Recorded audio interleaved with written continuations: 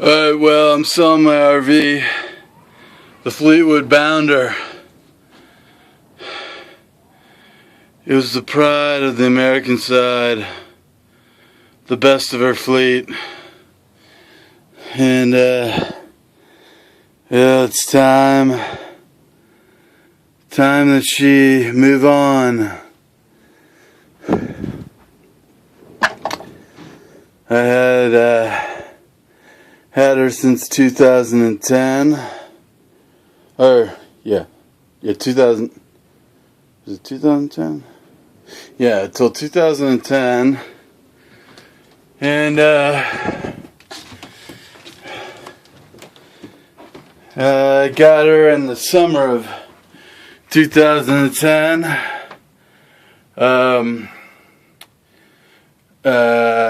Bought it off this old couple that lived in Woodland Hills, and they seemed nice enough, although later on I started to realize the old guy kind of shuck and jived me. It didn't really turned out that it's just one thing after another problem wise with it, but it was still a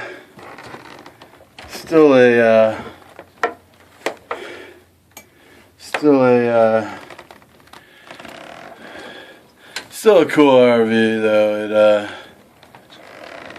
I stayed until September in California, and I parked in the parking lot primarily of the Target in I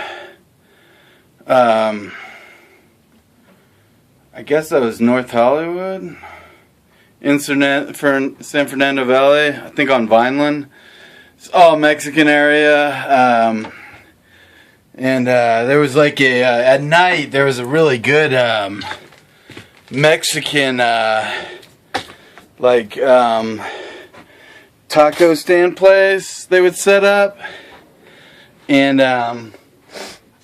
man, they had some bomb tacos there. And I lived there for a couple weeks with Jerry and Napoleon and Ping Pong, and it was cool. I was waiting around because I was still having to get stuff straightened out with the RV, and I had to get paid by the I ended up getting paid to move out of my apartment, $18,000 by the owner of the building. It was a state law.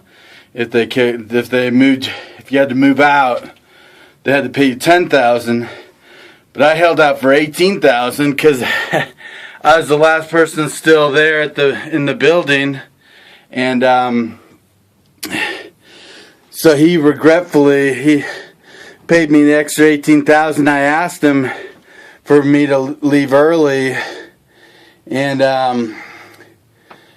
boy, was that sweet getting that money from him, because that guy was such a prick.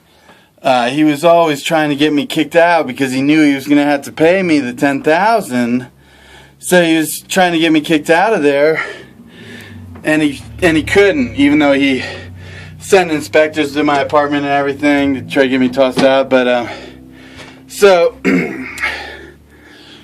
we lived in the Target parking lot primarily for a couple weeks, and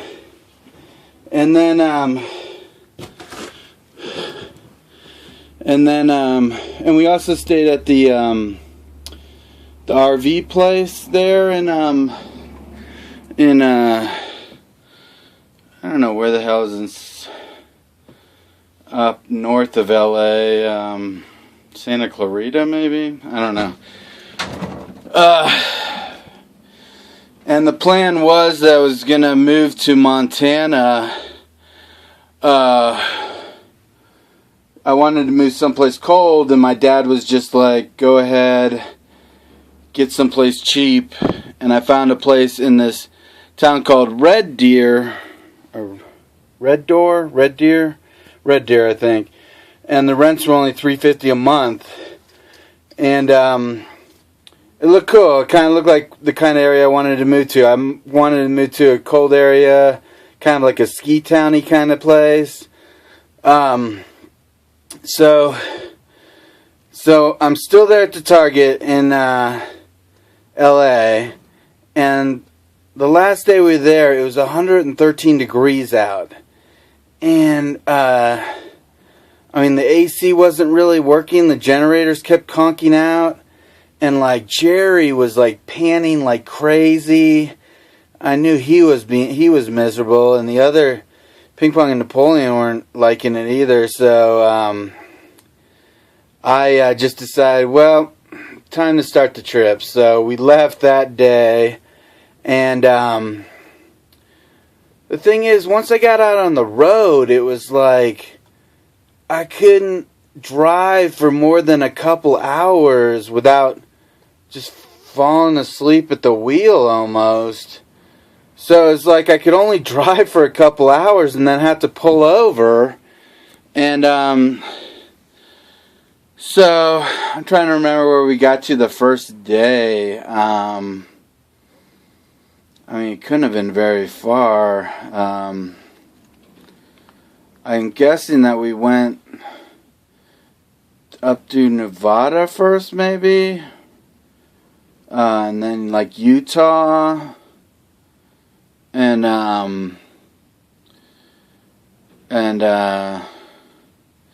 stopping and staying mostly at Flying J restaurants, or Flying J, those truck stops where RVs can park there. And I had my satellite TV, so that's where the big TV was. There was also a TV in the back room.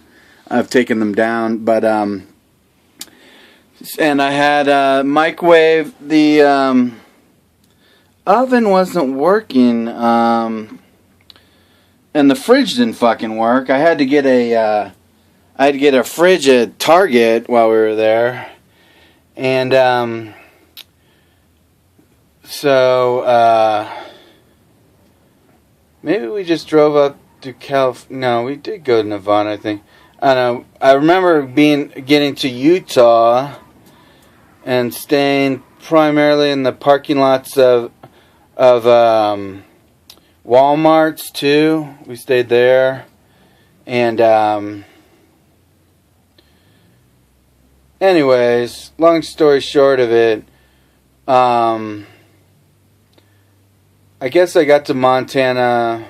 It took forever to get to Montana, but I guess probably got there. I think we left in the middle of September. We probably got to Montana finally by the end of September or something like that. And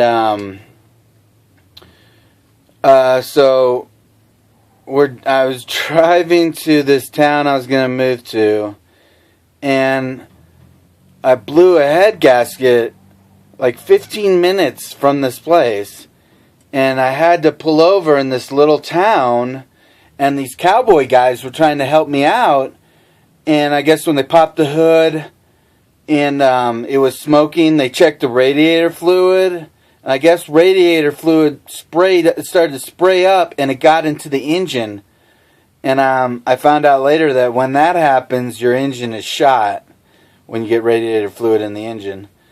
So I was stuck in this little town that didn't even really have a grocery store. I had to buy food at this convenience store, and I was able to get the RV over to across the street and park in the parking lot of the school.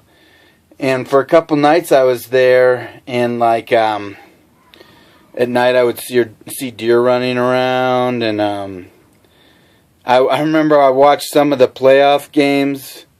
So it must have been October by then there. And then finally I had to get the thing towed. So I got towed back to Billings and taken to this tow truck, taken to an RV place where they worked on RVs. And they took a look at it. They told me how the engine was blown. And so like a new engine was going to be real expensive and stuff. So I was thinking to probably just sell the RV, get something else, another RV. And then so I was able to. They towed me into the parking lot of this place, and they had AC they had power hookups, so I was able to plug in, get all my electrical power at their place for free. And so I didn't even have to run my generator. And I ended up living there in their parking lot for all through October, all